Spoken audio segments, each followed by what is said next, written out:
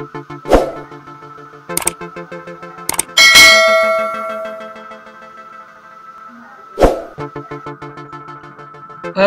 Undang-Undang KPK dari Undang-Undang Nomor 30 Tahun 2002 ke Undang-Undang Nomor 19 Tahun 2019 tentang Komisi Pemberantasan Tindak Pidana Korupsi, diklaim pemerintah dan Dewan dapat menguatkan KPK, bukan melemahkan. Namun, banyak pihak yang menganggap bahwa Undang-Undang KPK yang baru itu justru melemahkan KPK. Lalu, apa saja pasal-pasal yang dapat melemahkan KPK tersebut? 1. Hilangnya ayat 4 dan ayat 6 pada pasal 21 Undang-Undang Nomor 30 Tahun 2002, di mana dalam ayat tersebut menyebutkan ayat 4, pimpinan Komisi Pemberantasan Korupsi adalah penyidik dan penuntut umum. Ayat 6, pimpinan Komisi Pemberantasan Korupsi adalah penanggung jawab tertinggi Komisi Pemberantasan Korupsi. Dan di Undang-Undang KPK yang baru, hampir semua kewenangan pimpinan KPK diambil oleh Dewan Pengawas. 2. Pasal 24. Dalam pasal 24, Undang-Undang KPK yang baru menetapkan status kepegawaian KPK harus aparatur sipil negara, disingkat ASN. Hal ini dinilai dapat mengganggu independensi pegawai KPK. Pakar hukum pidana Abdul Fikar Hajar mengatakan, ini mendegradasi KPK dari lembaga independen menjadi lembaga di bawah pemerintah, sebagai pegawai negeri atau ASN yang berada di bawah garis komando subordinasi. Berikut bunyi pasal 24 dalam Undang-Undang KPK yang baru. Ayat 1. Pegawai Komisi Pemberantasan Korupsi merupakan warga negara Indonesia yang karena keahliannya diangkat sebagai pegawai pada Komisi Pemberantasan Korupsi. Ayat 2. Pegawai Komisi Pemberantasan Korupsi merupakan anggota klub profesi pegawai aparatur sipil negara Republik Indonesia sesuai dengan ketentuan peraturan perundang-undangan. Ayat 3. Ketentuan mengenai tata cara pengangkatan pegawai Komisi Pemberantasan Korupsi dilaksanakan sesuai dengan ketentuan peraturan perundang-undangan. 3. Pasal 37B. Dalam pasal ini terdapat peran Dewan Pengawas yang dinilai akan mendominasi dan mengganggu independensi KPK. Wewenang Dewan Pengawas bukan cuma mengawasi dan mengevaluasi, tetapi masuk dalam keseharian teknis penanganan perkara. Berikut bunyi pasal 37B. Ayat 1. Dewan Pengawas bertugas: A. Mengawasi tugas dan wewenang Komisi Pemberantasan Korupsi. B. Memberikan izin atau tidak memberikan izin penyadapan. C. Menyusun dan menetapkan kode etik pimpinan dan pegawai Komisi Pemberantasan Korupsi. D. Menerima dan menindaklanjuti laporan dari masyarakat mengenai dugaan adanya pelanggaran kode etik oleh pimpinan dan pegawai Komisi Pemberantasan Korupsi atau pelanggaran ketentuan dalam undang-undang ini. E. Menyelenggarakan sidang untuk memeriksa adanya dugaan pelanggaran kode etik oleh pimpinan dan pegawai Komisi Pemberantasan Korupsi. F.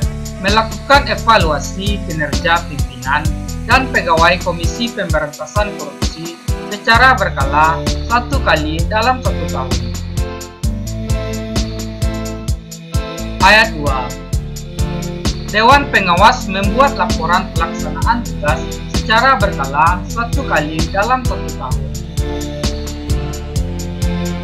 Ayat 3.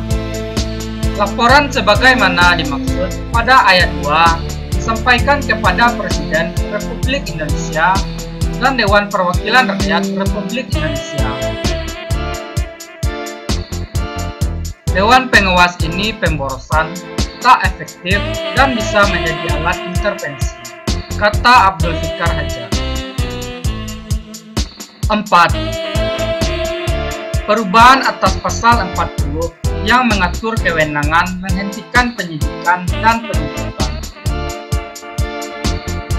Sebelumnya, dalam Undang-Undang KPK yang lama, yaitu Undang-Undang Nomor 30 Tahun 2002, Pasal 40 berbunyi, Komisi Pemberantasan Korupsi tidak berwenang mengeluarkan surat perintah penghentian penyidikan dan penuntutan dalam perkara tindak pidana korupsi. Dan di dalam Undang-Undang KPK yang baru, Undang-Undang Nomor 19 Tahun 2019, ketentuan pasal 40 diubah sehingga berbunyi sebagai berikut. Ayat 1. Komisi Pemberantasan Korupsi dapat menghentikan penyidikan dan penuntutan terhadap tindak pidana korupsi yang penyidikan dan penuntutannya tidak selesai dalam jangka waktu paling lama 2 tahun. Ayat 2. Penghentian penyidikan dan penuntutan sebagaimana dimaksud pada ayat 1 harus dilaporkan kepada Dewan Pengawas paling lambat 1 minggu terhitung sejak dikeluarkannya surat perintah penghentian penyidikan dan penuntutan. Ayat 3. Penghentian penyidikan dan penuntutan sebagaimana dimaksud pada ayat 1 harus diumumkan oleh Komisi Pemberantasan Korupsi kepada publik. Ayat 4. Penghentian penyidikan dan penuntutan sebagaimana dimaksud pada ayat 2 dapat dicabut oleh pimpinan pemberantasan korupsi apabila ditemukan bukti baru yang dapat membatalkan alasan penghentian penyidikan dan penuntutan atau berdasarkan putusan pra-peradilan sebagaimana dimaksud dalam peraturan perundang-undangan. Peneliti Indonesia Corruption Watch, Kurnia Ramadana, menilai aturan ini diskriminatif dengan Undang-Undang Kepolisian dan Kejaksaan. Undang-Undang Kepolisian misalnya tak mengatur batas waktu tertentu dalam penghentian penyidikan. Pembatasan hanya berdasarkan kadaluarsa perkara sesuai dengan ancaman hukuman. 5. Perubahan pasal 46. Perubahan terhadap pasal 46 seolah menganggap korupsi sebagai perkara biasa, bukan extraordinary crime. Berikut bunyi pasal 46 Undang-Undang KPK. Undang-Undang KPK yang lama, pasal 46 menyebutkan, ayat 1, dalam hal seseorang ditetapkan sebagai tersangka oleh Komisi Pemberantasan Korupsi, terhitung sejak tanggal penetapan tersebut, prosedur khusus yang berlaku dalam rangka pemeriksaan tersangka yang diatur dalam peraturan perundang-undangan lain tidak berlaku berdasarkan undang-undang ini. Ayat 2. Pemeriksaan tersangka sebagaimana dimaksud pada ayat 1 dilakukan dengan tidak mengurangi hak-hak tersangka. Dalam Undang-Undang KPK yang baru, ketentuan pasal 46 diubah sehingga berbunyi,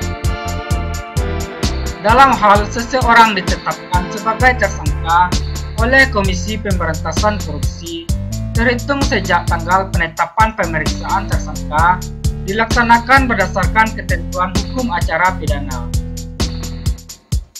Jelas disebutkan dalam pasal 46 Undang-Undang KPK yang lama bahwa pemeriksaan tersangka oleh KPK merujuk pada ketentuan Undang-Undang KPK.